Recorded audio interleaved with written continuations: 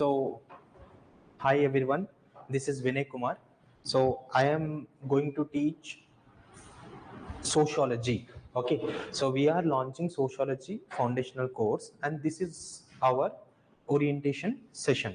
So, let me first make it clear that in this 2 hours or 1.5 hour or 2 hours session which we are going to take, I'll try to introduce the world of sociology to you, and such that you will be able to take an idea, such that you can able to get such that you can able to get an idea whether is this optional.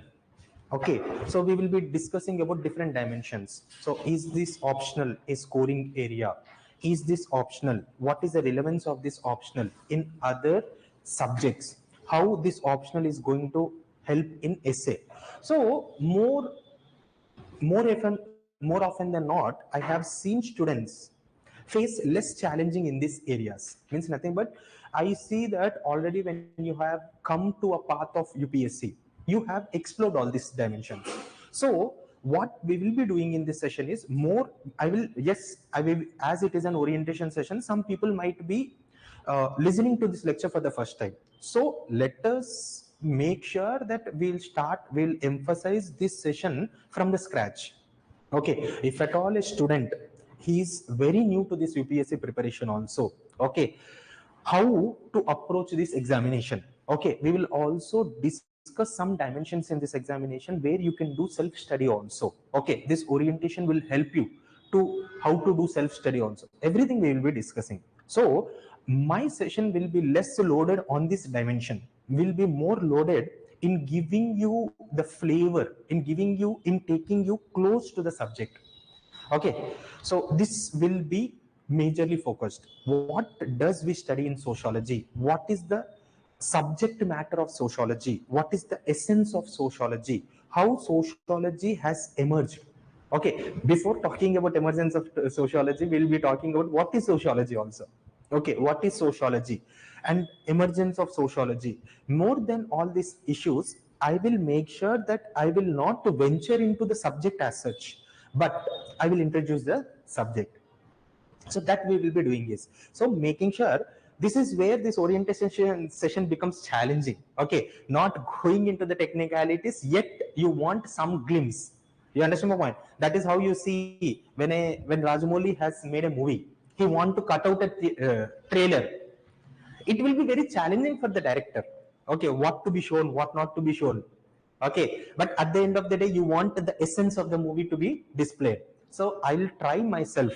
Okay, I have planned my lecture in such a way, I'll try to make sure that you get the essence of sociology. You get many of the students are in Ashok Nagar. If at all for your lunch you don't want to have biryani also, but bawarchi will attract okay, to make you have biryani. So this is what more or less more we will try to do that in our session. Okay, so first of all, let us first address the elephant in the room: how to choose optional. Okay, this part I will be very neutral. After this part, I will be biased towards my subject. Okay, before that, you tell me how many people have decided to take this optional. Okay, how many people are exploring?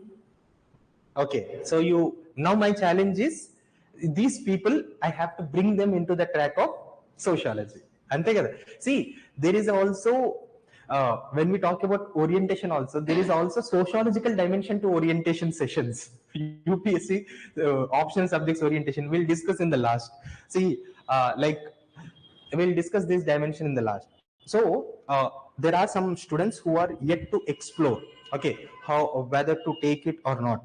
So majorly, I know that what is stopping you, or what is making you take the first step towards sociology is this dimension. First of all is how sociology will help me clear this examination. That is the first dimension, and everyone should think on these lines only. Second thing is how this subject is going to, first dimension is how it is going to help. Second dimension is what do I study. Okay, so we will discuss, our orientation session will be majorly centered around that. Before going forward, let us talk about UPSC optional. As many of the students, is anyone attending this session? Anyone attending this session of UPSC for the first time? And UPSC preparation the first time, at least you have not optional. In general, I should not. I'll not spend my time on giving you introduction about prelims, mains, and all. Directly, I'll jump. I'll take the liberty and directly I'll jump to optional. Okay.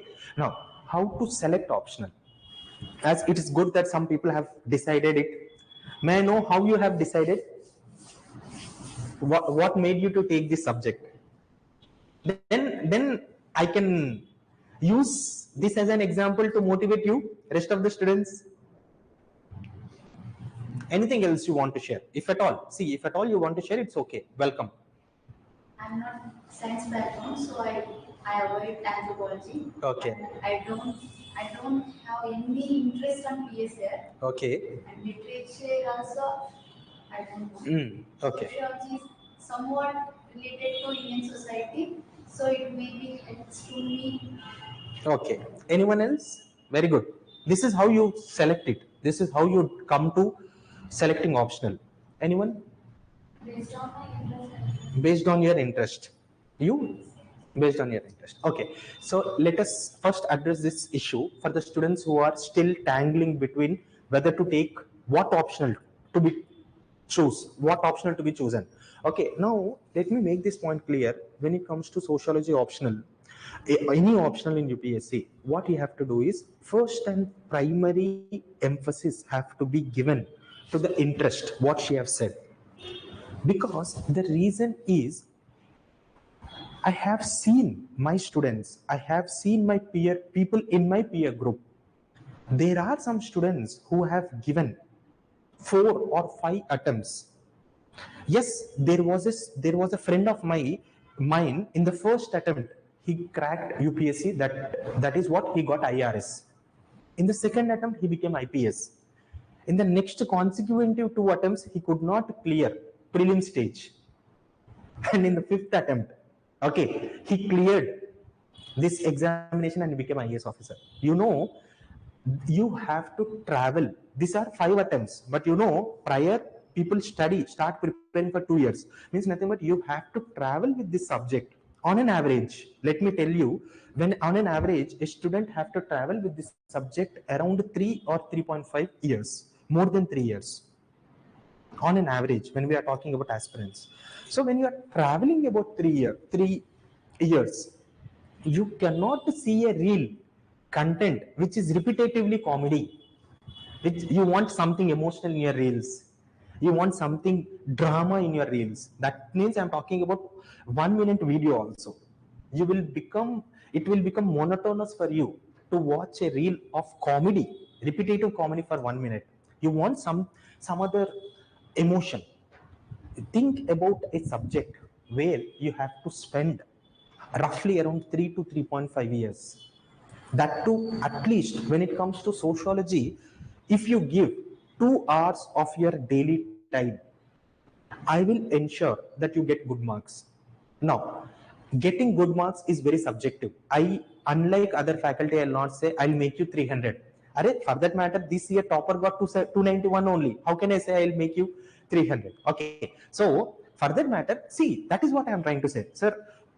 But you know, last year people got that. Sometimes people got 327 also. So that is the reason why it is very subjective. So we want to be those candidates who will get comparatively good score, or in the optional you have to be toppers, or average you have to score around 270 to 280 to make sure that your selection is finished, is completed. We, through our classes, if you spend daily 2.5 hours, when our classes are going on, I will ask 1 hour extra. When we have 2 hours of class, I will ask 1 more hour. If your classes are over, I'll only ask 2 hours. Through these 2 hours, you can finish the syllabus of this subject. But we are not talking about sociology, we are talking about optionals. So every year you have to spend those 2 or 3 hours. On an average, you have to spend on optional 3 hours. Okay. Amma Yudlesh Paindi. Breakup అయిపోయింది, ఆ రోజు డిసప్పాయింటెడ్గా ఉన్నావు, but అయినా sociology తీసుకొని చదవాలి. Sociology is like your companion in your UPSC journey till you clear. Okay, so the close ones might leave you, but optional focus on optional should not be deviated.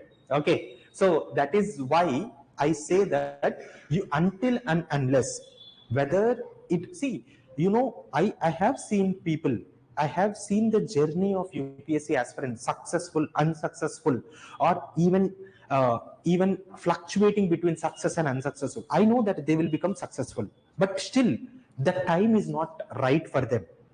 I've seen them, everyone who are preparing for this examination, not losing interest in optional is the only criteria for getting successful marks in this optional examination, irrespective of all the subjectivity.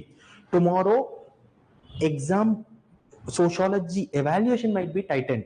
Tomorrow sociology paper is going to be a bit tough. Tomorrow geography paper is going to be easy. Whatever it is, if at all easy, until unless you don't have interest, the beauty comes when the paper is easy. The beauty comes when how to make an effective answers to an easy questions. That is where you will become successful. You understand my point? So that is the reason why, please, I request my students, whenever they are thinking of selecting an optional, please give importance, being very neutral towards UPSC preparation, not being biased towards my optional. Okay, although this is my orientation session, so first and foremost thing is make sure that you are interested towards this subject. Interest is the prime most important. If at all you are interested in this subject, I will try to make this subject more interesting. I will try to, I'll try you become very close to subject. I'll try to make sure that you understand this society. What is sociology? Sociology is nothing but scientific study of society. You understand this society in a better way. I'll take you close to the society through my lectures. We'll do that. We will emphasize on that. Okay, through our classes we'll do that. So but when you are talking about optionals, first and foremost is you have to be interested towards that. So for this, sir, how to select, how to make sure that I'm interested in this subject is, I always say that there are NCERT books for every respective subjects, whether it might be political science, whether it might be anthropology, whatever subject it is, you have NCERTs. You go through NCERTs, and when you are reading NCERTs, are you able to understand, are you able, is the subject which you are going through, is it interesting? That should be the utmost criteria. This will be the first step. After that, after reading NCERT, go through the syllabus of sociology. That is the reason why we have given you syllabus. Although we will not go into the syllabus, you have to read the syllabus, but definitely my session of 2 hours will make you understand the syllabus better. Now you might have read the syllabus of sociology, but my 2 hours of lecture will make you understand the syllabus in a better way. I'll try to give structure to the syllabus as well. Okay, how to read this syllabus. Okay, so you have to, after reading NCERTs, go through the syllabus of UPSC and also go through the PYQs. I know I'm asking something which you haven't done so far. Go through the PYQs. How questions are being asked? Are the questions able to, are you able to comprehend the questions?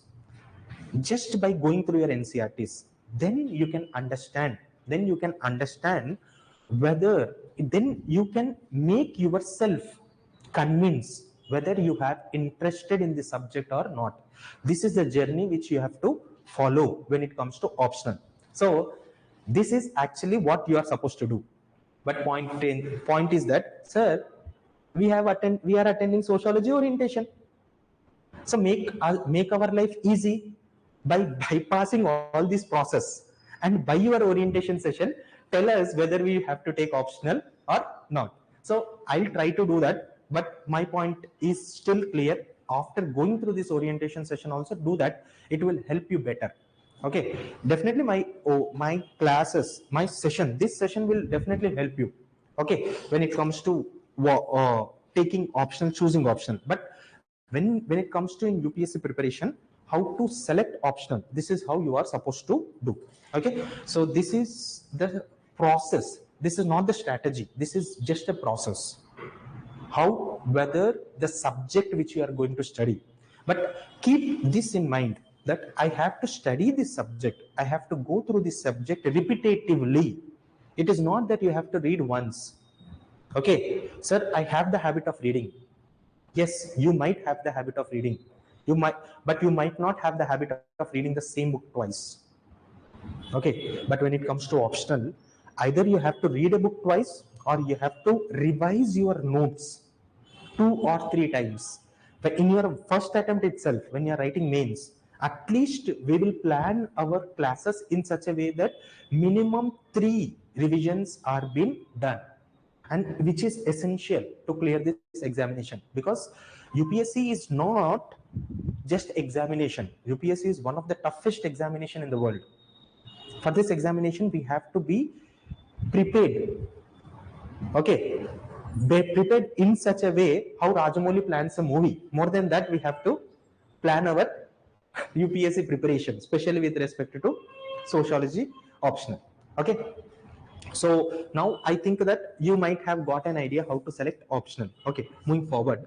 So let us start this session on this is a foundational course. Okay, we are launching some foundational course, and I think within 2 weeks we are going to launch that.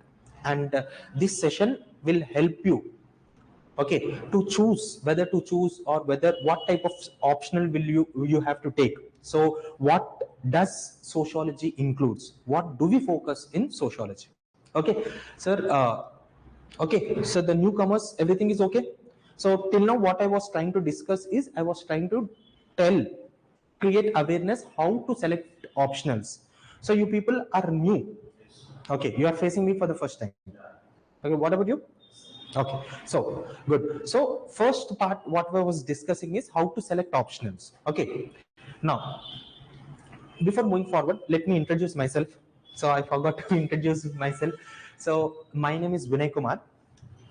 I'm going to teach sociology. I have a teaching experience of 8 to 9 years. Okay, then I am a graduate. Okay, so by looking at my graduation, also many people will understand. Okay, one of the other doubt will also be cleared. Okay, I have done my engineering from IIT Jodhpur. So I'm an electrical engineer. Okay, so after this graduating from IIT, I started my preparation for civil services. Okay, so after, as I could not clear this examination, I am here to teach you through the experience of my journey, of UPSC journey. Okay, so this is my brief introduction. So, and let us go through the session. Okay, now let us talk about these issues. Okay, so why to select optional? There are so many doubts. See, at the end of the day, you have to understand one thing. UPSC is giving an optional, an opportunity to every background student to select a diverse optional. Clearly it shows that you have to, first things first, you have to understand that UPSC is not interested in your proficiency or academical knowledge on that subject. Rather, UPSC is interested in the syllabus which is being given by UPSC, and how much are you able to address that syllabus, how much are you able to cover that syllabus. What I'm trying to say is, now you know, is there anyone in the class who are from sociology background? You have done graduation from sociology. So the point here is, many people would ask me a question in the first session, sir, my background, my graduation is different. Okay, I am from engineering background, I am from medicine background, I am from home sciences, life sciences, so can I take this optional? Yes, if at all UPSC is allowing it, clearly says that UPSC is not concerned about your graduation. UPSC is concerned only about the syllabus of sociology, how much well aware you are with the syllabus, how much out of the syllabus, how much are you able to apply that knowledge, conceptual clarity in the answers. That is the utmost important point when it comes to sociology. Now, when we are talking about sociology, first thing first, why I have kept this slide first is you have to understand that, sir, the intention of us of us as a group of aspirants, why we want to take an optional is we want our life to become easy by qualifying. So our optional should be having good score. Our through our optional we have to get good score. And thankfully, UPSC is one such a subject. UPSC is one such a subject where every year of all the top 10, minimum 3 or 4 students are being continuously being qualified by using this optional. And this year also you see, I think rank 4 and 5 consecutive ranks are the toppers from sociology. And why I am discussing this as a subject expert, I don't want to discuss this point. I'm only discussing this is to clear the doubts with respect to students. Okay, generally this is what becomes challenging with respect to orientation. So but I can understand there are so much issue, so much uh, insecurities with respect to UPSC examination. You have to be clear with respect to optional. So you have to understand that yes, UPSC is the safest optional where the ratio of students who are being qualifying is really good, and I am going to justify it through data. You see, sociology optional students, out of that much, you can see the percentage of success around 10%, roughly around 9.2% is a success rate. That is what I said, right? Out of top 10 also you see. And I think this year in top 50 ranks, around 15 or 16 students are from sociology. So yes, the point here is this, I'm not telling this as a support to a subject. This I'm telling it for a student to understand that you are on a safe side when you select this optional. Okay, so you can compare about all the other subjects also. When it comes to PSIR also, their success rate is somewhere around 8.3. And sociology, you have a success rate when it comes to public administration 7.5. Okay, so anthropology, the success rate is somewhere around 8.3. Okay, so this, honestly, being honest with you, I'm just telling this such that to give that comfort to you. Okay, if you trust this subject, yes, this subject is not going to betray you in the later. It has always been a helping, it has always helped the aspirants in clearing this examination. So let us first make this understanding clear. Next, out of top 50 ranks, 16 are been selected. Okay, so now you can understand that, yeah, she's the fourth ranker. Okay, so you can understand that in optional paper 1 she scored somewhere around 170 in paper 1, and in paper 2 somewhere she scored around 121, and her highest mark is in optional she got 291. It is not 271, it is 291. So definitely sociology toppers there are in 315, and I guess there was one person named Vishal. He crossed to 320 as well, 325 something they have got.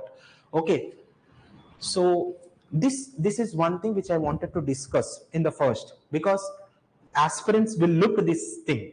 So let us be clear in making that point very clear, very clear. Okay, so when it comes to share of optionals in civil services. Okay, now see, let me tell you, not being technical, but when we are talking about this optional, okay, when we are talking about this optional, sociology optional is going to help you a lot in GS, because there are so many overlapping areas. Okay, when we are talking about sociology, we are GS1. GS1, you have geography, you have history, and you have Indian society. Okay, every year nowadays you see the ratio of society questions which is being asked from society is increasing, because you have to understand that sociology or society is one such area which is very dynamic area. Okay, it is very dynamic, and UPSC is also been exhausted by asking those recurring themes. Then where UPSC can use its innovation, where UPSC can test the knowledge levels, is by asking the dynamic area. And that is the reason why you see, I think last and 2003, I guess 2002 2003, you see from society more than 6 to 7 questions in one exam. In one exam 8 questions have been asked in from society. Okay, so sociological knowledge, okay, sociological knowledge is going to definitely help in GS1. Okay, in GS1, and sociology is going to help very much in essay paper. Every year except 1 year, every year there was a question from sociological dimension. Okay, every year they do ask a question. So nearly, on an average you can easily get, if at all it is not from sociological dimension also, until and unless you don't write the sociological dimension in an essay, you will not be in a better position to get good marks.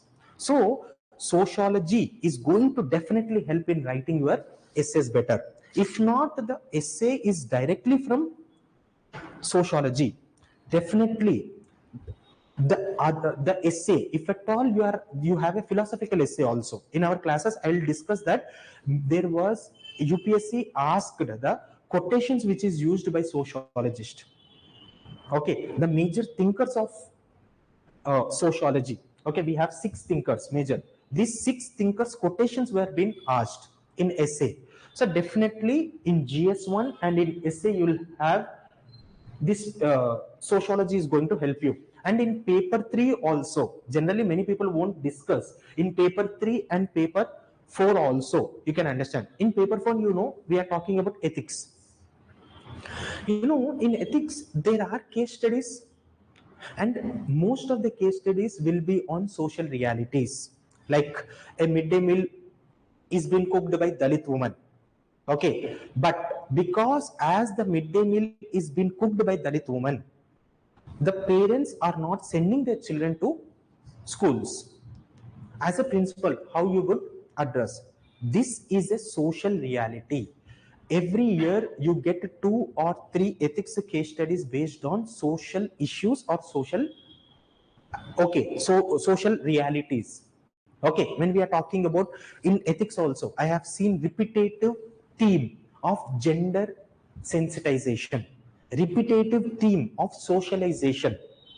Okay, how failure of socialization is leading to crime rate in the society, how socialization is important in making the society a progressive society. On these recurring themes, whether it might be gender sensitization, whether it might be socialization, whether it might be caste discrimination, okay, whether it might be religious conflicts, communal uh, communal communal violence disturbing the social fabric. At the end of the day you have to understand that the reason why you have, keep aside optional, why do you think that UPSC has included society in paper 1? Because you are going to be appointed in a district. Definitely you will not be getting home cadre in the means home district, because you have to work in a district where you have not been grown up. How do you know about the district is when you know about India, when you know the diversity of India, when you know about the social issues prevailing in India, when you know about tribal diversity, when you know about caste dimensions, when you know about social realities of inequalities, when you know about the hold of social institutions, whether it might be family, marriage, then only you as a head of a district will able to understand the issues prevailing in the district. If you are appointed in a district in Haryana and Punjab, especially in Haryana, you should already have a prior knowledge that Haryana is facing a problem of skewed sex ratio. If you are being appointed as a collector in Northeast India, you should have a idea that Northeast India, there are autonomy movements there. Some tribes are also demanding secessionism. Some tribes want to go away from India. Okay, there are some tribal conflicts, there are some ethnic conflicts. So this prior idea you should have. Okay, so that is the reason why you can understand that UPSC is emphasizing that a collector who is going to be appointed in a district should have the prior idea, prior image, prior analysis of Indian society. Okay, that is the reason why it has been included. And for that matter, many people would not discuss this, but in interview, I have seen my students, irrespective of their optional, they has been asked questions with respect to social issues. Should we provide marriage rights to LGBT community? In India, homogeneous marriages are being legalized. Should in India homogeneous marriage should be legalized. Okay, so this type of questions are being asked in interviews. So social issues related questions are being asked. So that is the reason why definitely sociology is one such a subject which will make you prepare for this UPSC GS syllabus. It will make you understand GS syllabus in a better way. I have often seen my students who say that, sir, after studying sociology, not my classes, I'm not talking about me, but after studying sociology, we started to understand GS better. And for that matter, when we are talking about GS3, although GS3 includes economy, don't you think we have to talk about sustainable development? We have to talk about economy and economic growth and economic development. What is the debate of economic growth and economic development? Don't you see we bring the dimension of inclusiveness? Okay, so this way, whether it might be, now in the syllabus itself, you have impact of science and technology on India. When you are talking about impact of science and technology on India is nothing but impact of science and technology on Indian society. How can you understand the impact of science and technology without knowing Indian society well? So that is how one thing is crystal clear. Let I make it clear that sociology will open new dimensions in learning GS better. That I have seen. That is the reason why you see uh, many people study society first and go for ethics. Okay, such that you can understand ethical dimensions better.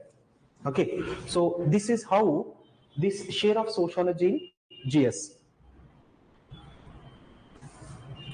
Now, this is one such question which is been repetitively asked. Even ఇప్పుడు చూడండి orientation session తర్వాత కూడా చాలా మంది వచ్చి అడిగేది ఇదే question అని. In previous earlier orientations I never added these things, but after so many orientation sessions I realized that instead of that let it be addressed in the orientation session itself. Okay, so easy to understand concept, no background required. This is very much important. See, for UPSC, when it comes to optionals also, I have seen, before going about this presentation, let me tell you one point. I have seen my students who are with sociology background are not able to get good marks. Who are from non-sociology background are able to get good marks. And I'm not generalizing it. It happens. The point here is UPSC. If at all UPSC is giving you a syllabus and asking you to prepare, then definitely UPSC, if at all, don't you think that if at all UPSC want a sociologist, don't you think UPSC would have clearly said that only sociology options would be preferred who have done masters or PhD. They don't want specialized knowledge. They want generalized knowledge on all the subject. UPSC is not expecting mastery over subject. UPSC is expecting your command on the subject. Command on the subject comes when you understand the syllabus. What do you mean by command on the syllabus is when you understand the demand of the examination, what UPSC is expecting from the aspirants. That is the reason why you see students from same sociological background are not able to qualify or take so much of time. If at all that is a scenario, don't you think that people who are from same background would have uh, cleared it easily? But clearly you see engineers and doctors, when you look at the ratio of the students who are qualifying in sociology also, engineers and doctors are getting good score in sociology, because you don't need background understanding. All you have to need, see, this is the challenge with respect to sociology. I have bragged about my subject. I will discuss some challenges also. Some thing is, we take, what happens is, what is society? What do you understand by society? Society is in a place where we are living, how we are interacting, how we are establishing relations with other people as a group. You understand my point? So every individual who is sitting or every individual present is a part of society. And unfortunately what happens is, we don't appreciate society. We start appreciating society when we study sociology. What I'm trying to say is, we take society for granted. Like when you're talking about fish, don't you think fish will be ill concerned about water? Because fish takes water for granted. On the same lines, we individual takes society for granted. That is the reason why you see many people who take sociology and think that no, this is subject of, this is about studying society. Okay.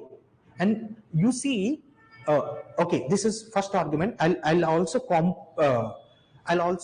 complement this argument. People who are studying sociology from sociological background, they'll think that no, I am from sociological background, this will be a cakewalk. They are taking things for granted. But UPSC expects that you give respect to the subject which you are studying. What UPSC is expecting is different. Okay. So that is where, so society, everyone have an idea of society, and yet you have to explore society more. We will explore society more through sociology. But the point here is, people think that we know society and we take it for granted. That is also the reason why many students are not able to score. So when we are talking about sociology, yes, we are familiar with this subject. We are familiar with society, but you understand, but sociology emphasizes, listen carefully, I'm using very important argument here. Sociology emphasizes that you defamiliarize with the familiar. What do I understand, what do I meant by that is, defamiliarizing with familiar thing means, you know, in the society suicides are happening, but sociologist understands the patterns in suicides. You understand my point? You know that in India there are so many suicides which are happening. Okay, let me tell you some patterns. Do you know that Bangalore is a suicide city of India? Why Bangalore is a suicide city of India? There is a pattern. Do you know that young women are committing more suicides than young men? There is a pattern. We know suicide, but we have to explore why suicides are happening. So that is the reason why many people take society for granted. So in the initial class only, I'm making it is saying that yes, you might be familiar with sociology, you might be familiar with society. There is so many unexplored areas, unexplored layers of understanding. That is the reason why I think I always say that society, the study of society is nothing but, we will in the study of sociology, in sociology we will be unraveling the layers of understanding of society. You understood? So that is one challenging thing. So taking this explanation into consideration, what I'm trying to say is, in sociology, yes, we all know about society. Might be people who have taken some from sociological background, they might know better. But UPSC is such an examination where you see the expectations, the demands are different. So by taking that into consideration, irrespective, you are from engineering background, you might be from doctor background, you might be from arts background, you might be from commerce background, any background, they are all equal. I have seen people from different some students who are from different, who have done PhDs in different area, have taken this subject and cleared. Okay, I have seen a student who has done double masters in different subject and taken this sociology and cleared. It's okay, that's what I'm trying to say. Everyone is equal, because that you have to, as a student of UPSC, as an aspirant of UPSC, you have to understand the demand of this examination, what UPSC is expecting from the people who have taken optional called sociology. And that is, you understand my point. Once you get to the essence, once you get to the whole, what is the demand of this examination, we will, clearing this examination is also equal. Sir, immediately question arises, so how can we get that command over this, how to think? There are process, there is step by step process. You have to understand the syllabus, you have to look how UPSC is asking PYQs, okay, how toppers are writing answers with respect to that. We will be doing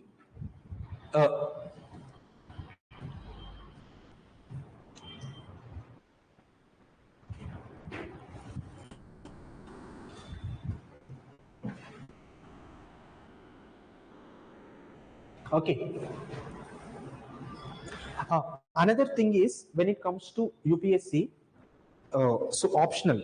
Okay, when it comes to optional, definitely, just before I have, I want to talk about this thing also. Just before, I have shown the mark list of 2024 topper. How much she have scored in paper one? 171. In paper two, how much she have scored? 120. Okay, 291 is her marks. You have to understand that between paper one and paper two, there is a difference of 50 marks. And you have to understand that, yes, I'll discuss this in orientation session only. Scoring good marks in paper one has become easy, because in paper one there are limited theories and limited syllabus. uh, okay, when we are talking about paper one, let me use this opportunity and let us discuss what do we study in paper one, and then we'll come back to this slide, such that it will make more thing. Now, in sociology, okay, what is sociology? Sociology is nothing but you want to scientifically study society. We will be discussing more on that. Okay, so in sociology there are papers, two papers, paper one and paper two. In paper one, we will discuss what is society, how societies are formed. Okay, what is society? How societies are formed? Different, how to scientifically study society. Now, this is where you can understand that this is what is sociology. Okay, what is society? How societies are formed? How to scientifically study society? What are the perspectives of societies? Okay, so this will be the focus area on paper one. In paper one, we will be studying what is society broadly. I'm talking about, I'm giving a structure to paper one.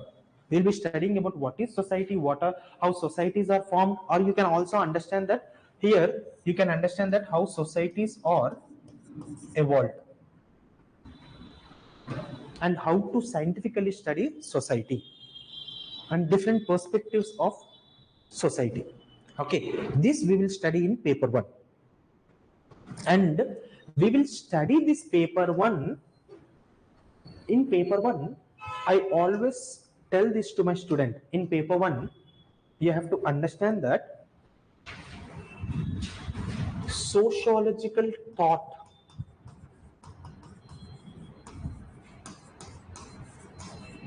is at most important. Sociological thought, which is being promoted by different thinkers, 6 thinkers: Karl Marx, Emil Durkheim, Weber, Talcott Parson, R.K. Mutton. Okay, so Mead, different. Not only these, we will be using different thinkers, but you have to understand that there is also the reason why when there are thousands of sociologists, why UPSC is more concerned about why we are considering these as the important thinkers, because the schools of thought these people have promoted are very unique in their own. Okay, that way we'll understand societies better. See, when you're talking about Indian society, if you look from one perspective, will you understand Indian society better? You have to look from different perspectives. So there are this school of thought which has been promoted by different thinkers, and these thinkers are forms the base of paper 1.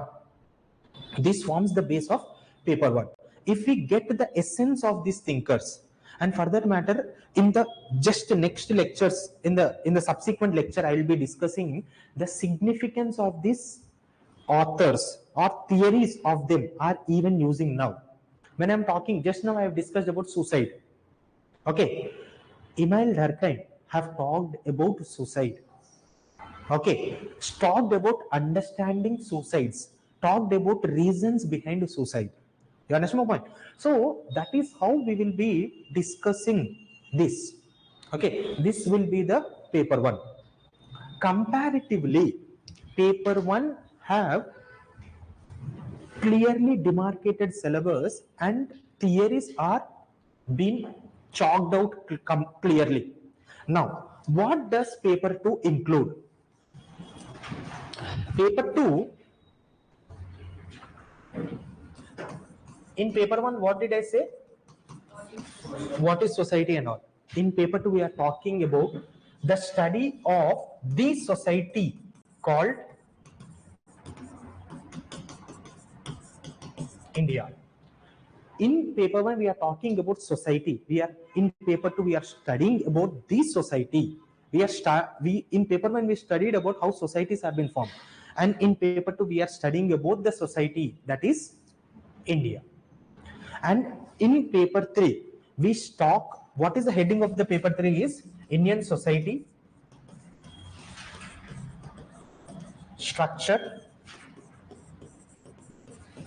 and change.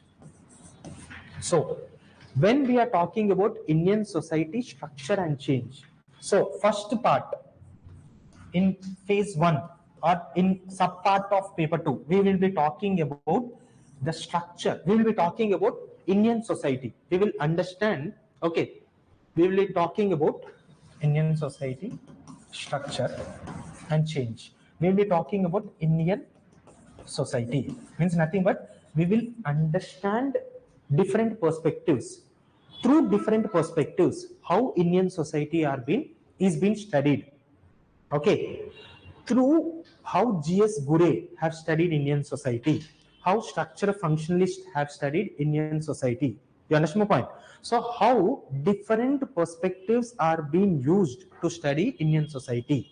That is what we will be focusing on the part 1 of paper 2. In part 2, we will be talking about the structure of Indian society. You know, family acts as a structure of Indian society. Rural structure is providing a structural form to Indian society. So how families, tribes, okay, marriage, kinship, you understood? How these are been acting as a structure.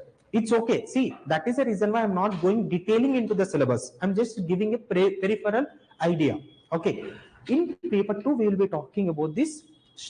In part 2, we will be talking about structure. And in part 3, we will be talking about the changes, or for that matter, the transformation of Indian society. How Indian society is been transforming. What changes do we see in Indian society? How rural transformation is happening? How constitution is bringing change in society? How green revolution has brought some changes in society? Okay, see, although you might have read, that is the reason why I'm not going into the detailing, but you have to understand the what are the broader themes which we are going to study. Okay, so in for paper 2, I always refer a book which is written by BK Nagla. Okay, BK Nagla book chadivinappudu, anyways, okay, you will understand that he divided this paper 2 as sociology in India, sociology of India, and sociology for India. So you have to now you understood how we have divided the syllabus of paper 2. Sociology in India means nothing but you will understand Indian society. Sociology for in sociology of India means nothing but a sociology in understanding the structure of India. Sociology for India, how sociology is helping this transformation which we see in our society. You understand my point? So this is the broader idea with respect to syllabus. Okay, I wanted to talk more about syllabus, but my point is I don't want it to be very technical in the point.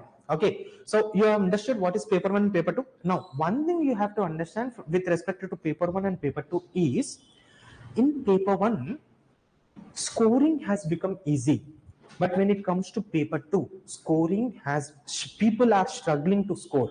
Sir, why this is happening is paper 2 is paper 1 is somewhat static concepts are there, paper 2 is very dynamic. That is where I promise you through this orientation session we will make sure that we will prepare to an extent where paper 2 we will keep a target of 145 plus. We will make sure by doing that, and it is not difficult. Sir, వేరే వాళ్ళకి రాలేదు కదా మాకు వస్తాయా, మీరు ఏం చేస్తారు special? Simple argument, అందరూ అదే అంటారు. See paper 2 has this dynamism. Okay, paper 2, why many students are not able to score marks, let me tell you, is they are not able to show this dynamism in their answers. Okay, you have to show that dynamism in your answers. Sir, how to show that dynamism in your answers? Okay, now tomorrow when we are talking about constitution and change, let me tell you, as we also want that what you say, some glimpse of society. Let me tell you, in transformation, as I said, no, there is social transformation. Everyone knows that constitution of India has played a key role in transforming Indian society. Okay, and India is no doubt regarding this constitution has brought so much of transformation. Sir, I'll give that example also. Before formulation of constitution, you know, there was no fundamental rights, there was no equal treatment, there was provisions like untouchability, there were no affirmative actions for the vulnerable sections, historical injustice we tried to address through constitution. This everyone agrees. Now, is constitution from 1950, immediately after the formulation of constitution there was a change in the society, or constitution still acting as a source of transformation? Yes or no? Still it is acting as a source of constitution. How? Immediately you can ask, sir, we are interpreting constitution in the modern day limelight. Yes or true? Yes, arguments. And we are also making some changes to the constitution. Recently we have provided new constitutional amendment by giving 33% reservations to women in Lok Sabha and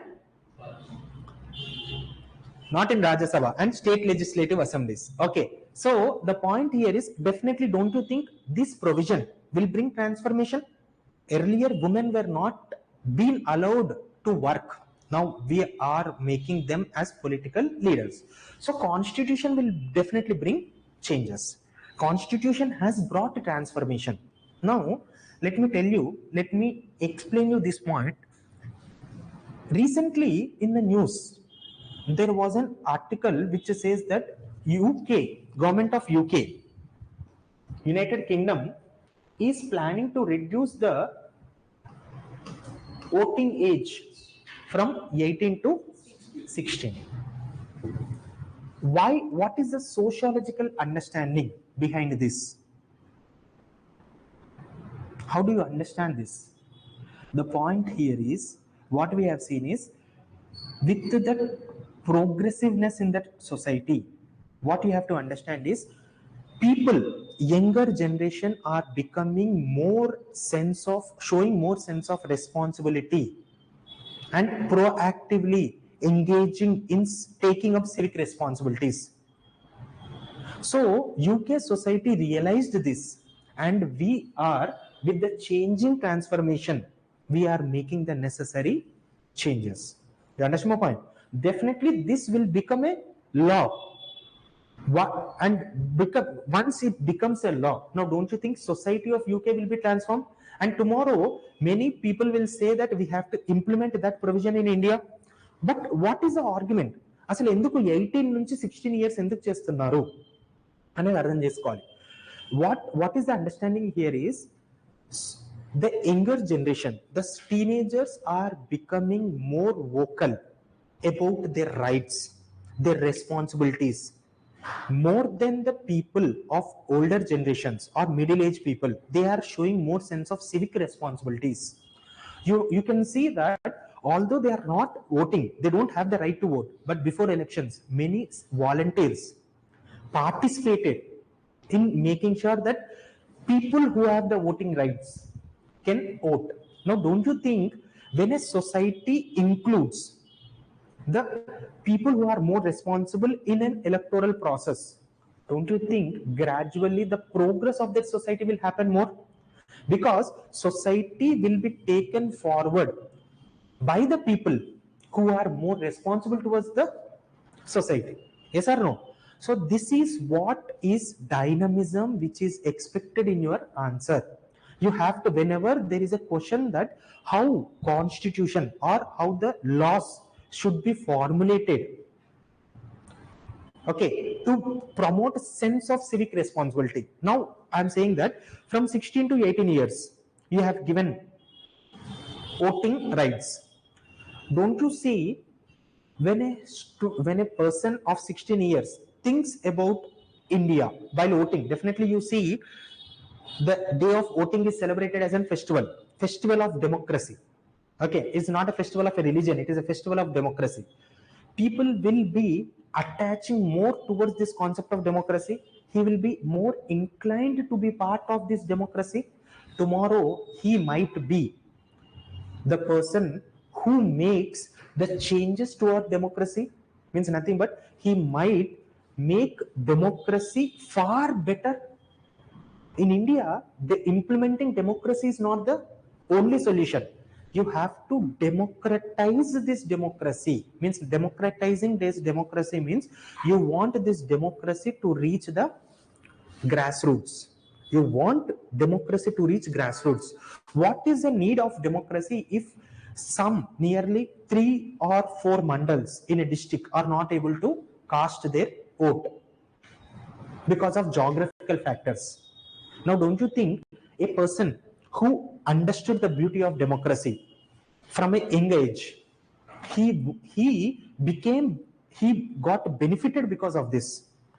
Don't you think he will try to make democracy better? He will try to work more. Young leaders are, everyone is saying that young leaders are needed. Now when you are doing this, young leaders will be definitely promoted more, and young leaders will be expected in elections. Young leaders will be elected. You understand my point? So yes, this is how the positive dimensions. Definitely there are negative dimensions also, like many people think that they are not mature enough, all these things. ఇవి కాకుండా sociologist ఎలా చూస్తారు అంటే, don't you know, nowadays we are talking about the concept called juvenile delinquency. అంటే crimes committed by juveniles పెరుగుతుందా లేదా? Now by making them part of democratic process, don't you think this might also be reduced? Because you know there is a quote saying that empty mind is devil's workshop. So if he is not thinking about anything, he might be deviant, he might be involving in drugs, crime and harassment. When we are making them more engaging, more responsible, this issue will also be reduced. So this is how you have to promote dynamism in your answer. Okay, so that is what was missing when I evaluated many students papers.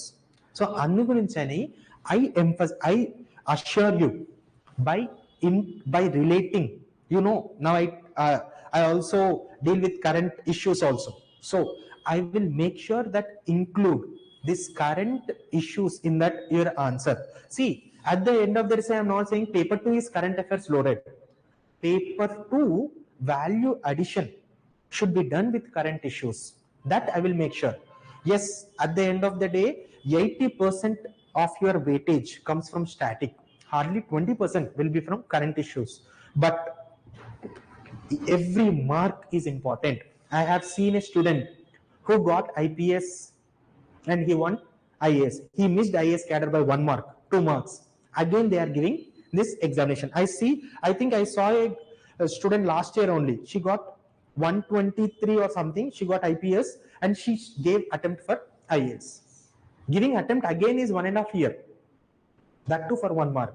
So, and the foundational course only, if we start fighting for every mark, our life will become better.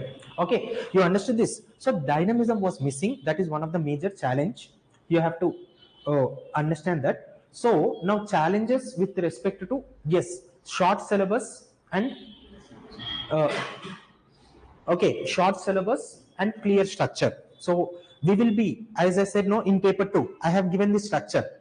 You have got the syllabus. What don't you? Now I have clearly given that structure, no, how to understand paper 2 syllabus. Paper 1, there is some technicalities. That is the reason why I'm not going into details of paper 1.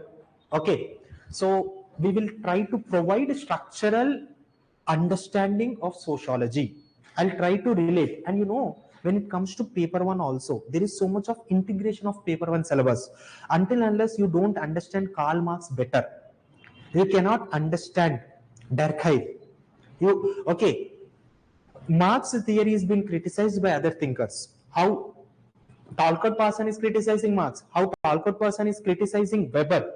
Everything is related.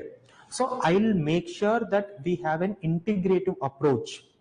And nearly 60% of the sociology will be done when you have grip over paper 1.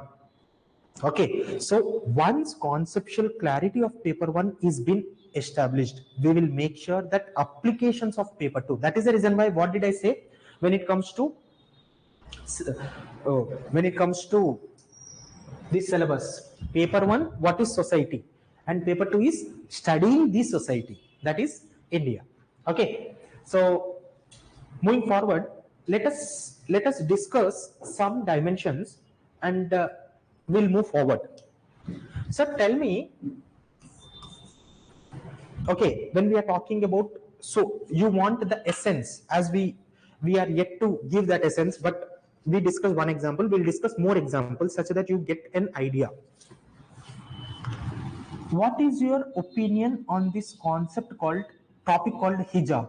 hijab, parda? Tell me, please discuss. I want you to hijab and parda system.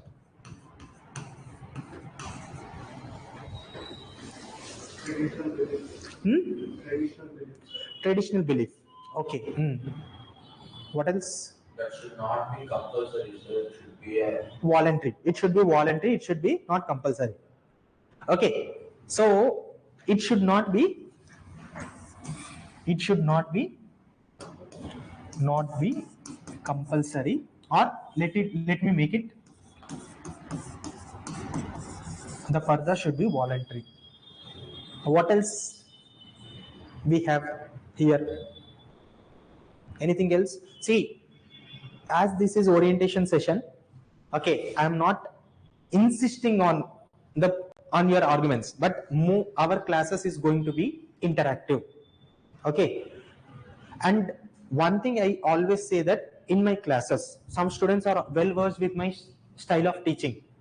In my classes, I'll make sure that whatever subject I teach, okay, keeping aside subject, I'll make sure that you become independent in the subject. Independent in the subject means once you study from me, you no need to run behind 10 or 20 people. You no need to search extra anything else. I'll make sure that I'll use my classes, I'll use my teaching style in such a way that I want to make you independent. Once you study subject from me, you no need to run behind 10 people or 20 people. There is a topper.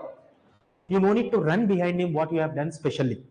I'll tell how toppers are doing things specially in the class itself. I don't want my students to run behind another coaching institute for mentorship. We, in our classes, in our foundational course, we are providing you test series. We are also providing, including mentorship.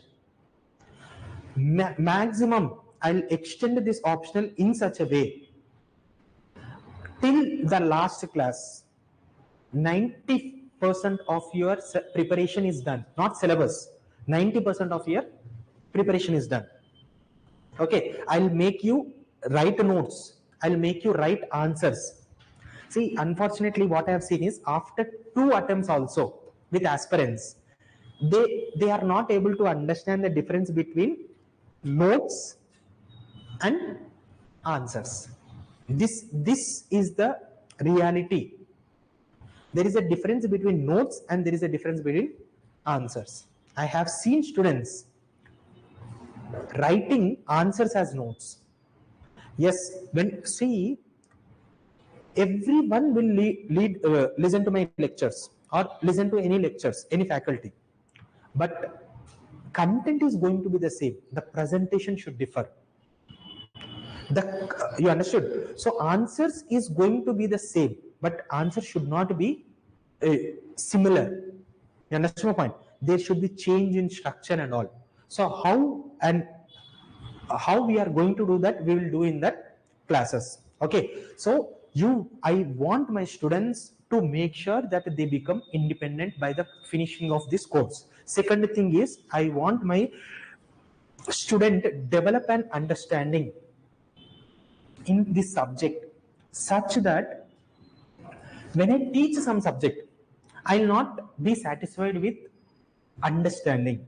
I want that understanding. I will emphasize that understanding where you can teach the same concept to other people. Sir, why that level of understanding is needed? The examination will answer this question. What is UPSC examination? Prelims, you have to mark answer. In mains, you have to write your answer. And mark my words, nowadays UPSC is becoming from answer writing to opinion writings. Open-ended questions are there. It is not anymore answer writing. It is writing your opinions. How can you write an opinion when you are not able to orate your opinion to a next person? When you are not able to explain the concept to the person behind you, how do you expect? How can I expect you write an answer? Okay, so that is the reason why we will be making sure that in our classes make you independent in sociology, emphasize that level of understanding whereby you become proficient in that and writing as well. Okay, we will be including mentorship and all. Okay, now this is what I wanted to discuss. Now tell me, voluntary. Okay, hijab should be voluntary is one argument. Now, is it, my argument here is, sociologists are studying, is the practice of hijab, is it really being voluntary? How it is not being voluntary, you tell me? Suppose if a girl is born in an Orthodox Orthodox family, their grandparents and their parents will be teaching her to follow the Orthodox traditions of the religion. So, due to the conditions kept by the parents, she will be compulsory, definitely following the hijab. This is one understanding. My way of explanation will be different. Okay, see what he is saying is because of compulsions, because of family traditions, because of family compulsions, she is wearing it. Although she is not willing to wear, she is wearing it. I am saying that my argument here is, listen carefully, she has been, now the point argument here is she has been compelled to wear hijab is the argument. I am saying that there is a concept which is emerging in the society where women, although she don't want to wear hijab, not because of compulsion, but there is another layer of understanding in she wearing hijab. That is the concept called patriarchal bargaining. What is this concept? Patriarchal bargaining.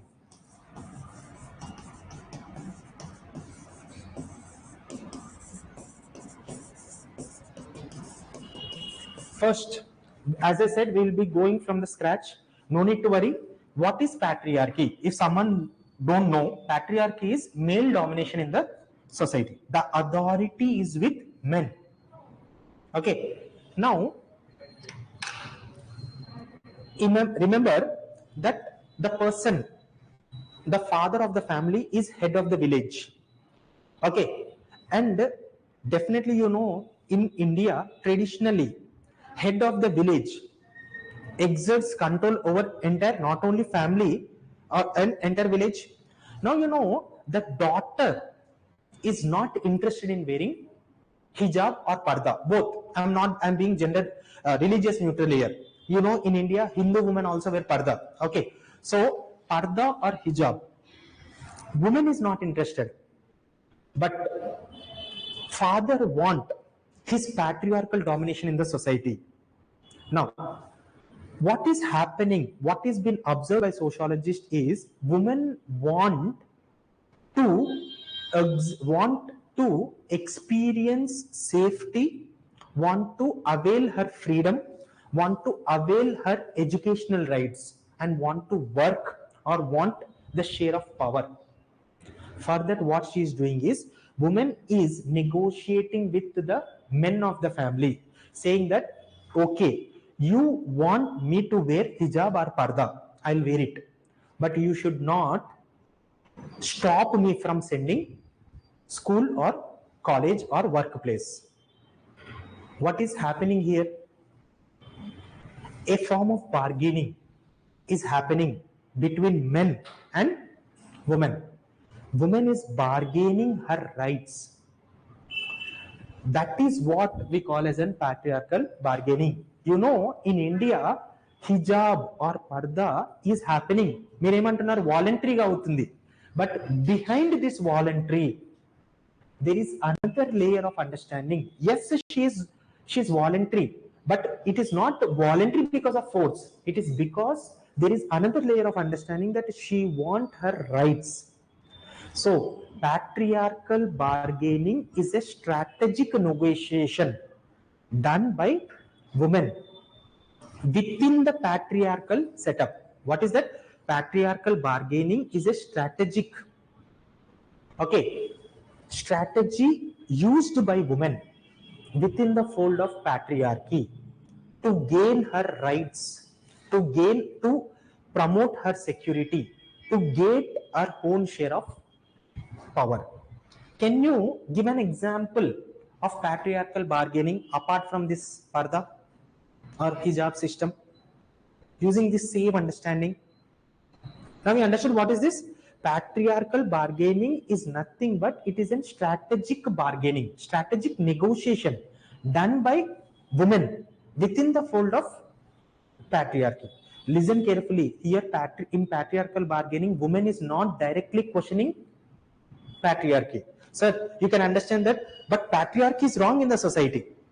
But patriarchy is prevailing from so many generations. Do you think that patriarchy can be addressed by one generation? What that woman would be thinking, that if at all I am educated, at least my kids need not to face this problem. You understand my point? That is the reason why she is negotiating. You understand my point? Have you understood this patriarchal warning? This level of understanding, this is what we study in sociology. Many people think that women are voluntarily being promoting hijab. Or yes, there are women who want to wear hijab.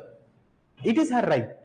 But there are some women who, although not interested in wearing hijab or parda, but was being forced. The compulsion is not in the dimension which you think. The compulsion is in a different way. The negotiations is happening. Okay, are you understanding this? So here the argument is, woman is strategically bargaining her rights or her freedom within the fold of this. Now tell me, give me an example of patriarchal bargaining.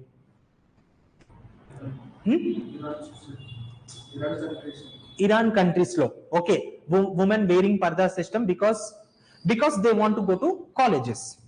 Okay, so Iran government is saying that you have to wear hijab. Okay, and that is the reason why Iran Revolution 2.0 started.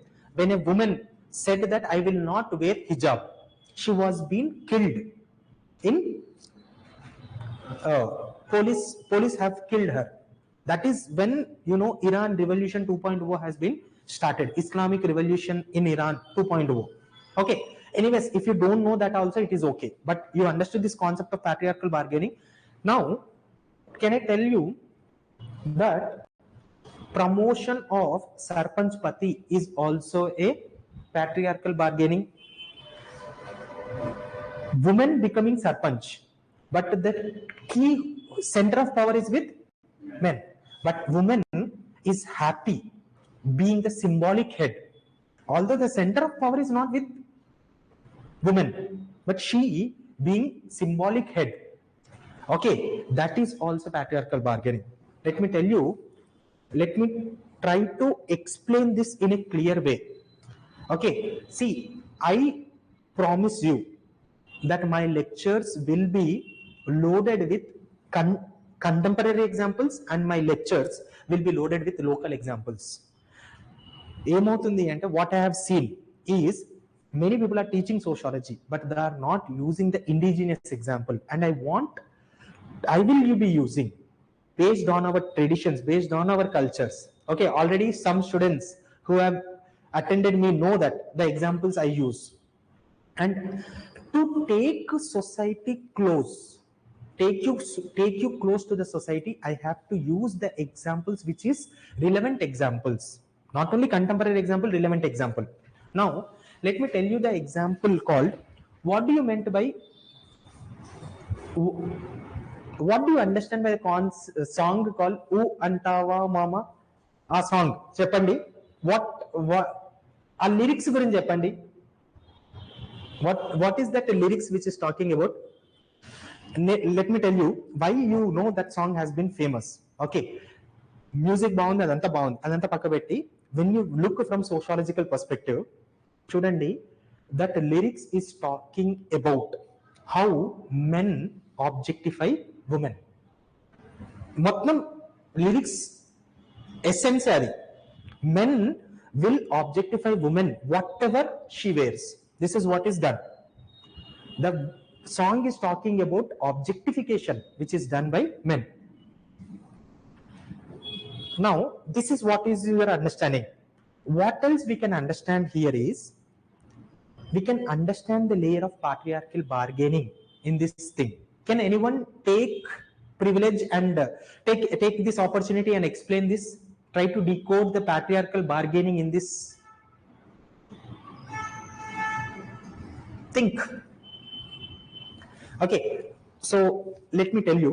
Okay, we'll in the classes I'll give more time also, because we have to focus, so many dimensions should be covered. What is happening is,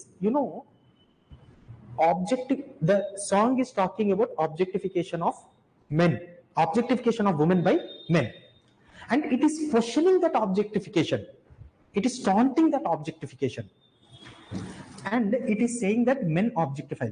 Now don't you see, men objectification of women by men is not only in the society but also in that industry which produced that.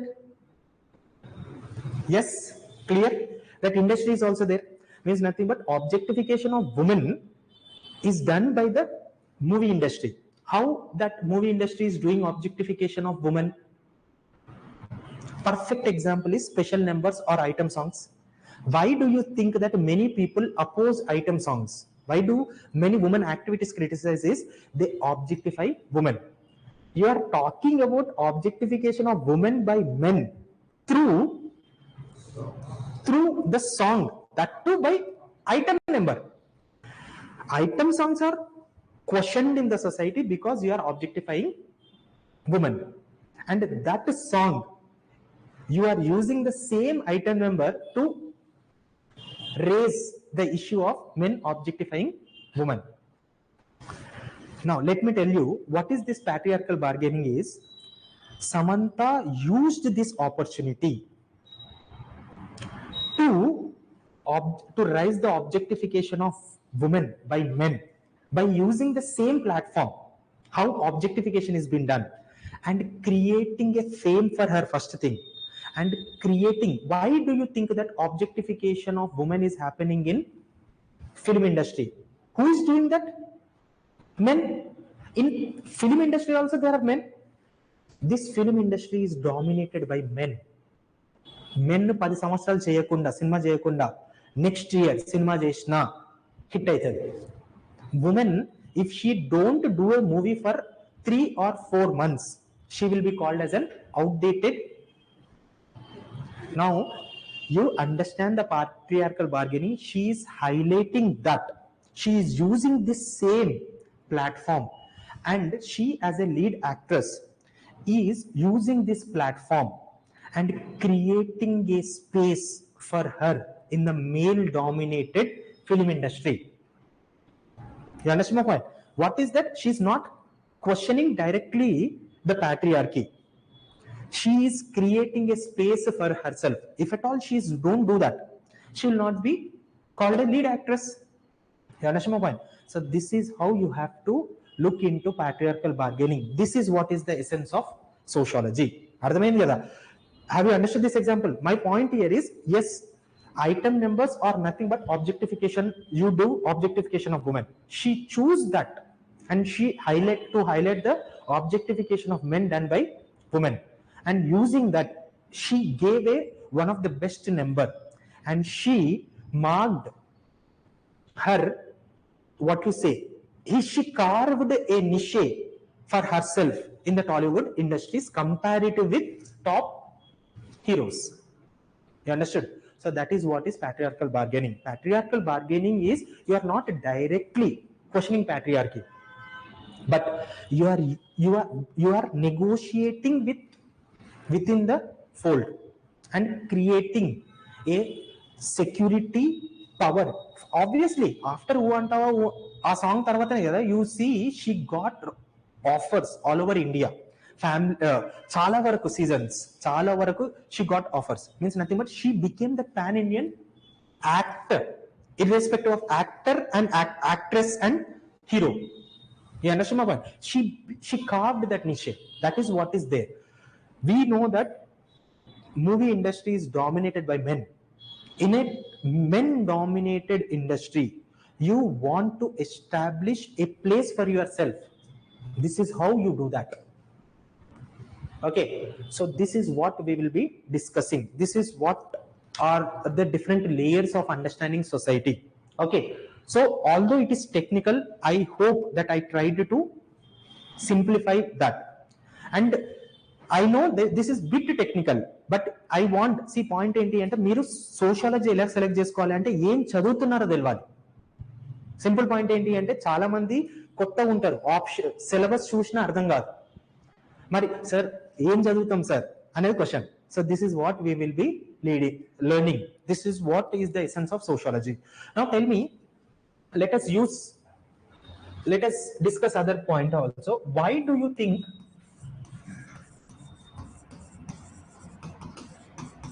increasing significance of podcasts. How do you look this issue? Why do you think that podcasts are being promoted, are being popular these days? What is the sociological perspective to rising podcasts? Media, media only, sir.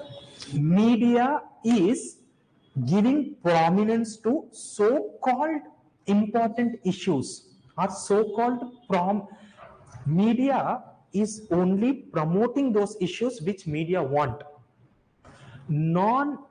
There are so many dimensions in the society. For that matter, when we are talking about Dalit rights or atrocities on Dalits, how much media, which is happening daily. For that matter, women, 1 out of 3 women in India are facing sexual harassment. If that is by that notion, now don't you think media should cover nearly 30 to 40% of the issues on atrocities committed by men on women? Is it happening? So unsung or unheard stories are being explored. That is the reason why podcasts are increasing. Dalit issues are being promoted. LGBT rights are being discussed. Feminist dimensions are being discussed. Yes or no? Next, this is one argument. Feminist dimensions are being discussed. Next, can I briefly general issues got I can say multitasking very pain and a simple point enti ante while eating food you want entertainment, you also want source of knowledge. So a student, there is an UPSC topper. Okay, so UPSC topper sociology తీసుకుంది. ఇప్పుడు పోగానే మన class అయిపోయినాకనే సరే sir అయితే బాగానే చెప్తున్నాడు, sociology toppers ఏమంటారు అని చూద్దామని లంచ్ చేసేటప్పుడు పాడ్కాస్ట్ చూద్దాం. You understand? So when we are talking about that, so multitasking కి హెల్ప్ అవుతుంది. when you are walking, when you are walking you read, you listen to a podcast. So podcast has become that invisible voice which is continuously motivating you because you can curate your podcast. Yes, that is happening. Next, what else? Media become more positive. Media is becoming more polarized and not showing the issues of other dimension. That is also true. For that matter, you know, Dharmasthala issue jarigindi Karnataka. Till now, the reality has not been disclosed, but podcast has given their views. And the way which I am talking is, just now I explained, don't you think there are advantages with respect to, when we talk about podcast increasing, there is a positive impact, there is a negative impact. For that matter, you know, by giving opinions in your podcast, there is high chance that the trail that will be affected. And you know, in India, increasing podcast is also leading to groupism, a sense of identity. Simple ga, let me tell you, Ranveer Allahabadi, famous because of podcast. Do you think that the reason why courts have reprimanded him is on good grounds? No, his behavior was wrong. But I have seen many of my students justifying his act. How could you justify a person commenting on their own parents? And for that matter, it is not in a good limelight. Okay, so you trace that sense of identity to that individual who is promoting that podcast. That is how you see groupism is being formed. Yes, when you look at a podcast, dissemination of knowledge is happening. Palleturlo undi kuda by going through the UPSC podcast, an individual can prepare for this examination. Yes, that is the positive side. When you look at the other side, you have to look at how podcast is also polarizing. You see how many podcasters are giving their views on a non-biased way. Okay, some podcast influencers will become attached to political parties and they will give podcast against other political parties. So this is how you have to understand. ఇదంతా కాకుండా sociologist ఎలా చూస్తారు అంటే, when we talk about sociological perspective, these are the arguments everyone know. Sociologists look at increasing podcast as a dimension where you have to understand this point. Okay, labor. What is labor?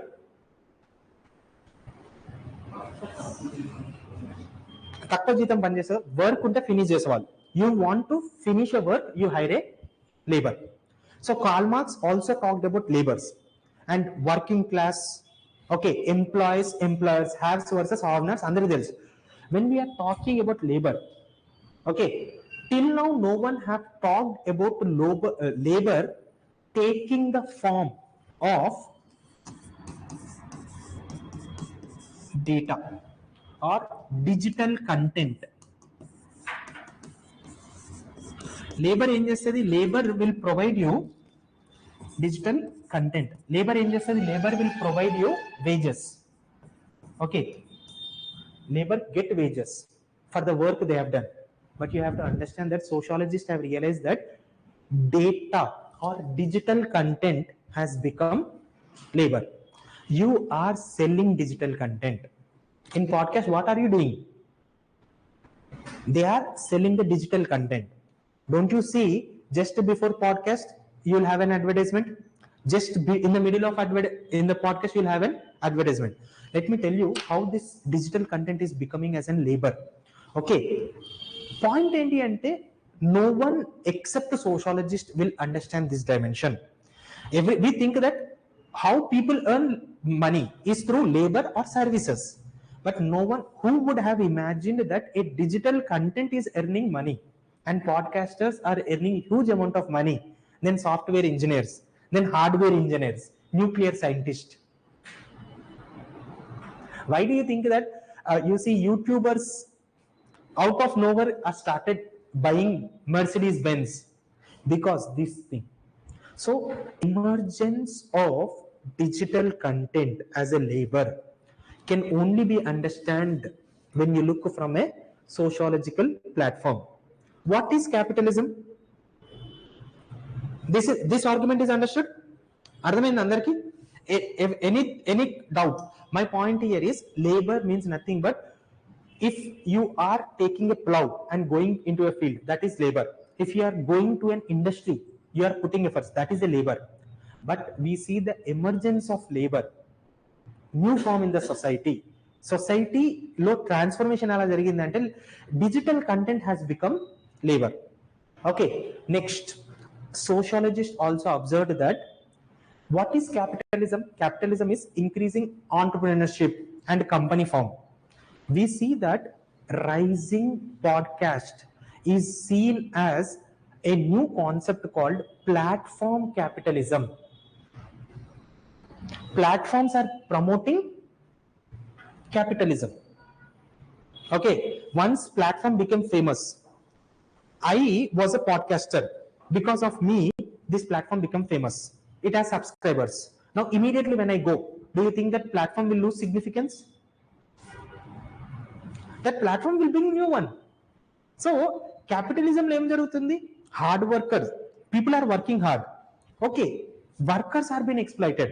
Here kuda in platform also you see people who are behind the curtains who are working, their exploitation is not being seen. Okay, so it is trying to promote platform capitalism, it is trying to promote digital content as a labor. ఇదంతా కాకుండా simple గా మనకు అర్థం కాలేదు ఏంటంటే problem with podcast ఏంటి అంటే, ఇప్పుడు నాకు క్లాస్ చెప్పిన కదా 2 hours, సో మేబీ కొంచెం లెఫ్ట్ సైడ్ రాయడం, I mean lefty, so left side shoulder pain అవుతుంది, సో ఎందుకో పాడ్కాస్ట్ వచ్చింది. Okay, if you have a left shoulder pain, you watch this podcast. After watching this podcast, you feel that you have an heart attack. Podcast is exploiting on your vulnerabilities. Immediate గా నీకు health issue లేకపోయినా podcast చూసిన తర్వాత health issue వస్తుందా రాదా?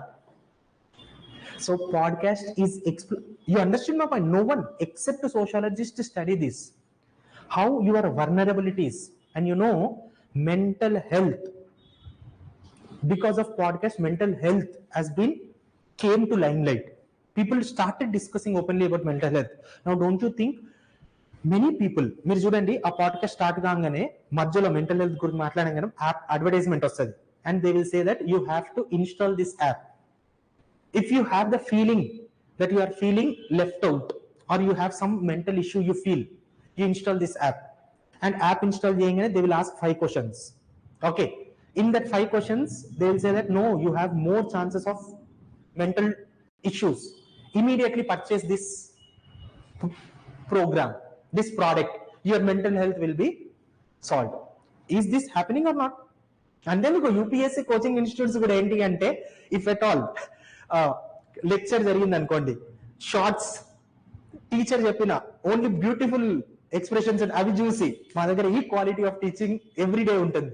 I promise you that I will strive for that quality of teaching, but you can get every day, you cannot do that. It is humanly possible. Everywhere this is happening.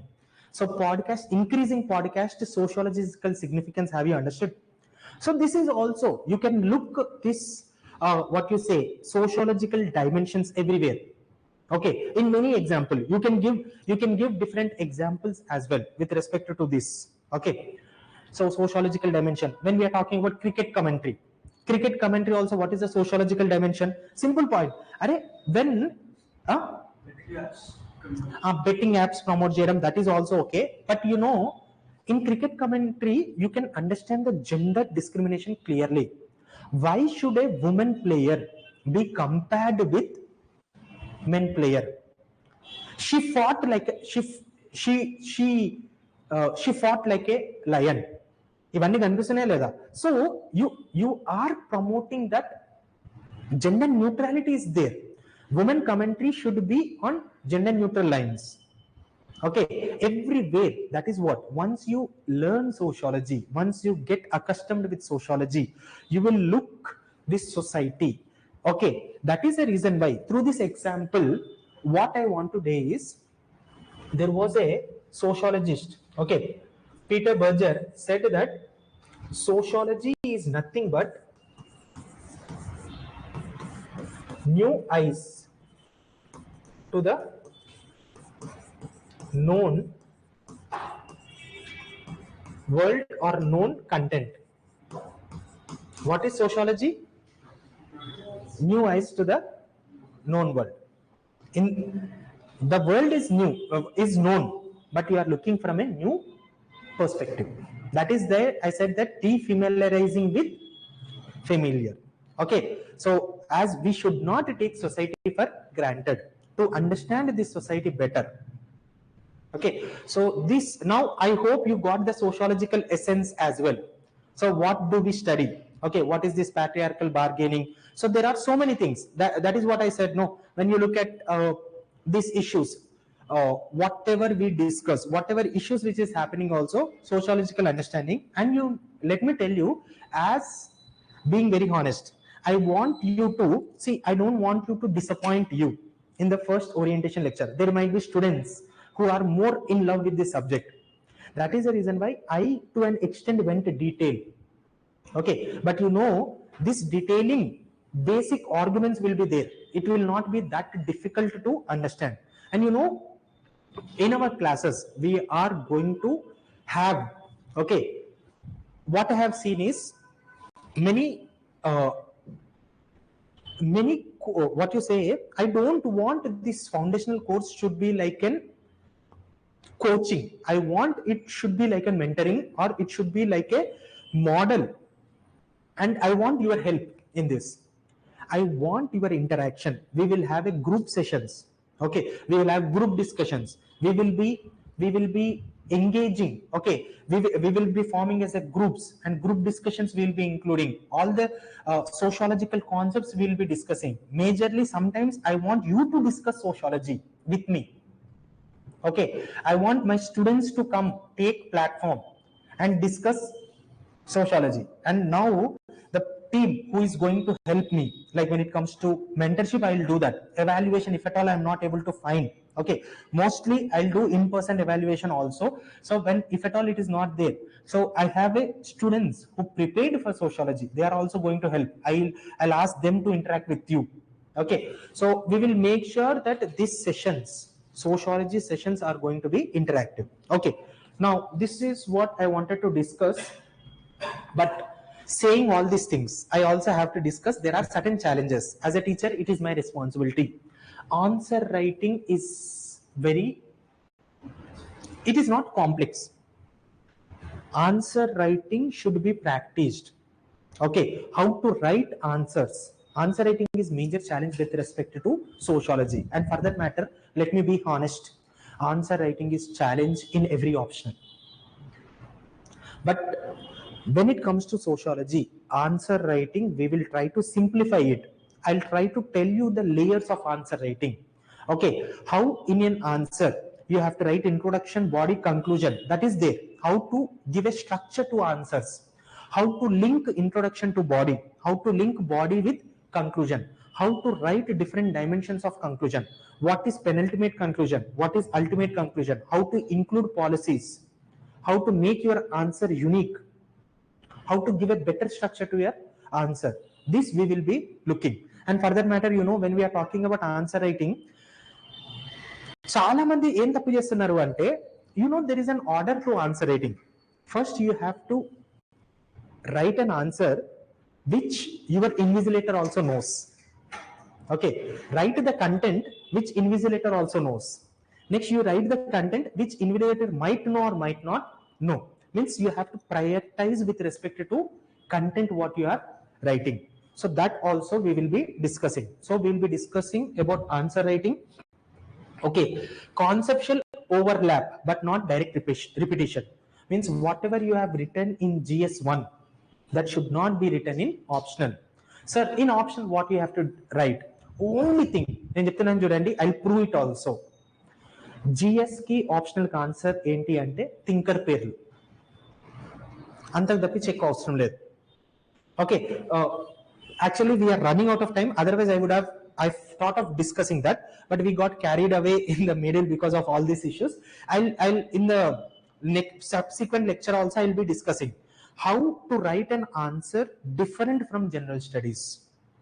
Okay, general studies answer ki optional answer ela difference undali. Like now when we are talking about caste census, so caste census manam em maatladutunnam, announcing of caste census is not the victory of marginalized. And then what is the how marginalized communities will be benefited because of caste census? Announcing, conducting caste census in a fair manner is needed. Just by announcing caste census, social justice will not be upheld. Caste census should be promoting fair caste census. We need to promote fair caste census. So how to promote fair caste census? Means nothing but we should make sure that the power, governments which is having the hold of power, which is control, which is arranging caste census, which is conducting caste census, should not manipulate. There is high chance that manipulation of caste data. Why do you think that Telangana government did not disclose caste data publicly? You understand my point? So that is what we will be looking. We will make, when a question arises in caste census in GS, in optional, how you have to think. What is the opinion of Satish Deshpande? Satish Deshpande, what he said is, he said that in India, most pampered minority is upper caste. What did he say? Most pampered minority is upper caste. Satish Deshpande said this in the context saying that, let me tell you, let me write this. In India, most pampered అంటే తెలుసు కదా, అన్నం తింటావా, అన్నం తిన్నావా అని అడగాలి first. తినలేదు, తింటావా, తినిపియాలా, లేదు అన్నం తిన్నా ఐస్ క్రీమ్ తినిపియాలా. ఓకే, నువ్వు ప్యాంపరింగ్ చేయకపోతే నేను పోతా. This is same for both genders. Okay, so ఈ మధ్యలో ఇది ఉంది చూడండి, నన్ను పట్టించుకోవట్లేదు. అరగంట ముందే కదా మాట్లాడింది, అంటే ఫోన్ మాట్లాడితే పట్టించుకున్నట్ట. Pampering is needed for both genders. So in India, most pampered minority is upper castes. And ఎవరన్నారు? Satish Deshpande, sociologist. He discussed this and he said that if we conduct caste census in a fair manner, this will be a reality. Caste census you conduct in a fair manner, then you will realize that this is a reality. Power is centered around upper caste. Political power is centered around upper caste. Economic power is centered around upper caste. Upper caste are enjoying high social status. Still, they say that we are working for lower caste. No, lower caste are taking more benefits. Reservation benefits are being appropriated more by lower caste. But when you conduct caste census in a fair manner, the most pampered minority is upper caste అని reality బయటకు వస్తుంది. అంటే flood lights వేసిన దాంట్లలో దాగుడు మూతలు ఆడడం బంద్ చేయాలి. Who? Upper caste అని. It's not my opinion, it is Satish Deshpande's opinion. అది మీరు రాయాలి. In general studies you no need to write that, but in optional you have to write that. That is a major difference. So I am telling you, I am here standing in front of you. I assure you I'll make this subject interesting. This subject is interesting for that matter. I'll make sure that you don't lose interest in this subject. That is first thing. Second thing is I'll make sure that you excel in this subject by emphasizing on the mistakes which I have done first, which my students have done, and I'll make sure that you don't do that. And I'll also make sure that you get the demand, you understand the demand of examination. So dynamic nature of paper 2 is very challenging, and my classes, I'm saying, generally I should not be biased, but I will be biased towards paper 2 because paper 1 people are getting good marks. Chudandi 171, 120. Toppers లో మొత్తం 4 GS లో 50 marks difference తీసుకురావాలి అంటే, okay, in 4 GS papers of 1000 marks, if you want to bring 50 marks difference, it will become very challenging. But within paper 1 and paper 2 only there are 50 marks. And you see a student who is getting somewhere around 60%, no, more, like out of more than nearly touching 70% of the marks in paper 1 and not able to touch 50% of the marks in paper 2. And she's a topper, means she knows how to write, how to study also. So that is where challenge lies, and that is where I'll use my expertise and make sure that you get better marks in paper 2 as well. I'm not promising you 300, 250, 260, anything. I'll make sure that you will get above average. Okay, if 300 is the highest, I want my students everyone should get. It is not one student should get 280. Everyone should get more than 280. That I will make sure. I'll make sure that optional will not be an hurdle in your UPSC journey. In fact, optional will become that, football defender, attacker. Optional will become that attacker. Optional will become your companion in this UPSC journey, good companion. Okay, so I'm against saying this, that in UPSC preparation there will be some traditional school of thought. No, you should not have any relationship. You have a relationship which will help your preparation, and I'll promise you that UPSC Sociology will become that companion through my classes. Okay, and resources also. See, resources also, I promised these resources. Let me tell you, in paper 1, first I ask my students to read NCERTs and IGNO BA and MA material, not completely, selective reading. Look at the syllabus and go through the syllabus. Okay, next, to get a comprehensive idea, so self study చేసే వాళ్ళకు కూడా ఇదే help అవుతుంది. Okay, essential sociology. Okay, a topper, an IAS officer have written that So by reading this book, you'll get a comprehensive idea, but some areas are not covered in detail. So you need sociological theory by Ritzer. This is really good book, you can read. And next, there is a book by Anthony Giddens. Okay, so that also you can read. That too, that book is only for conceptual understanding, like he in that book, okay, capitalism, okay, so have you written this? So when he is talking about that book, in that book the content, okay, is majorly about thinkers. Okay, so that book you can read. For people, I just got this. I doubt that for people who are saying that, sir, we want to do self preparation. That is also okay. It's up to you. I say that people who are willing to do self preparation, you have to make proper notes. Make it as a base of topper notes. Okay, that also you can do. In our classes, definitely we will be looking at the toppers answers. My classes will be majorly covering the PYQ themes, and if you cover the major PYQ themes, 80% of the optional will be done. And you know, good thing about sociology is sociology have repeatedly asked about same question.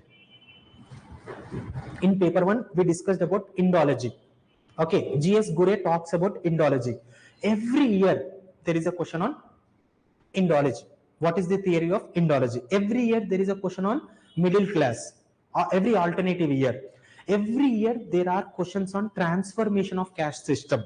Is caste static or dynamic? Okay, fluid nature of caste system. And there are some theories like Dalit capitalism, okay, dominant caste. So many themes which are being repeated. So we will cover all those major themes.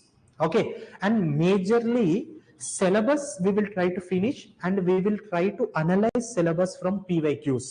In PYQs, how to understand syllabus, and we will nearly 80% of your preparation will be done when you have done PYQs. After finishing in my classes, okay, in my classes, after finishing every topic or every unit, you will have a class on PYQs. మొత్తం topic అంతా finish అయినాక PYQs కూడా చేద్దాం. నేనేం చేస్తానంటే PYQs, after finishing a topic, I'll give 1 day break, because it is our thing, no? I'll ask you to revise everything, and then I'll take a PYQ class. That class is going to be completely PYQ. I'll write answer with you. I'll make you write answers. Okay, so we will have the content classes. Next, we'll also have PYQs. PYQ is part of it. I'm not doing extra.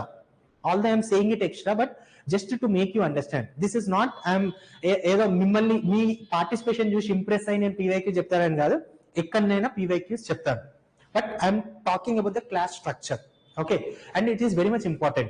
And ఇంకోటి ఏంటి అంటే PYQs చేసేటప్పుడు మీకు idea వస్తుంది. అచ్చా, conceptual logging ఏమన్నా ఉన్నా కానీ through PYQs you can understand. So this we'll be doing. And in paper 2 syllabus, paper 2, you can read about Ram Ahuja book. Okay, next, handbook,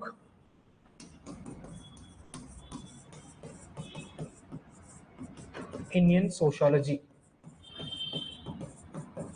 by Veena Das. Next, Indian Sociological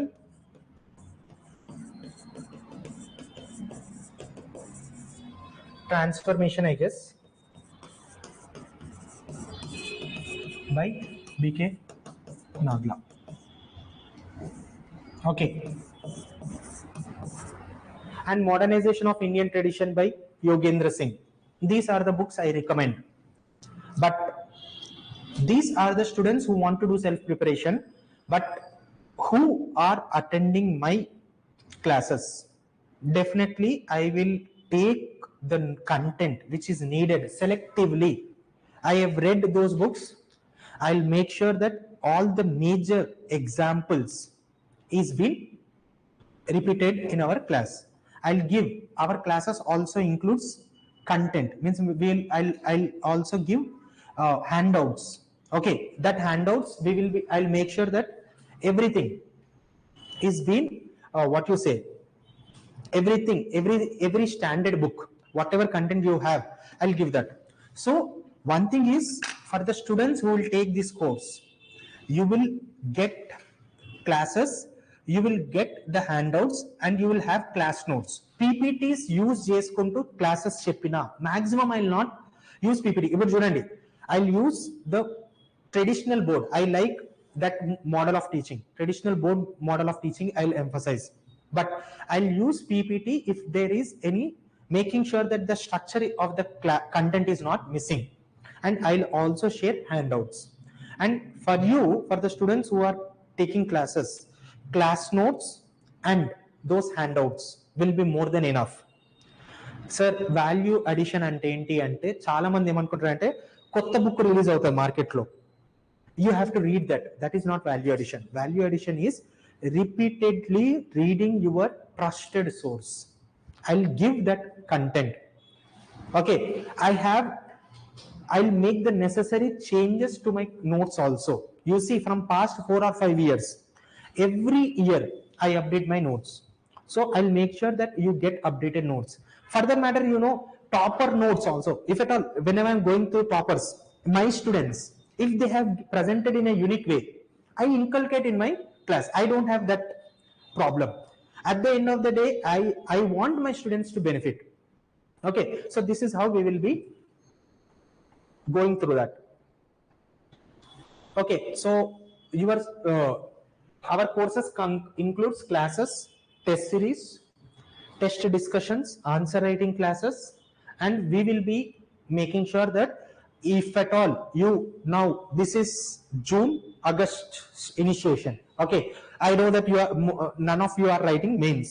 Okay, so if at all you are writing next year mains, we will have an revision classes, means nothing but like a crash course. For that matter, I am telling you, no, I don't want, I said no, I want you to make independent, but kontamandi anukuntaru, sir, we want you to revise it quickly. If that is also there, we will include that in our classes. So at the end of the day, if you are a student of mine, you will be the student till you get succeed, till you become successful. After that, if you are not concerned about me also, I'm not worried. But till that, definitely I'll make sure that you get the support from my side and from my institute. Okay, any doubts?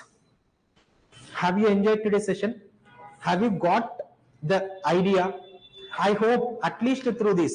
So the students who are fluctuating, okay, so at least I pulled them towards my side or my subject. Okay, anyways, so this is what I wanted to convey, and I'm telling you, in the today's class there were some critical topics which I discussed, but generally in orientation session people will be worried to discuss such type of things. Very simple. I don't see, my point is, through this class you have to understand what is sociology, at least essence of sociology. That is the major outcome. It is whether it is orientation or not, I'm not concerned, but I want that. Okay, thank you.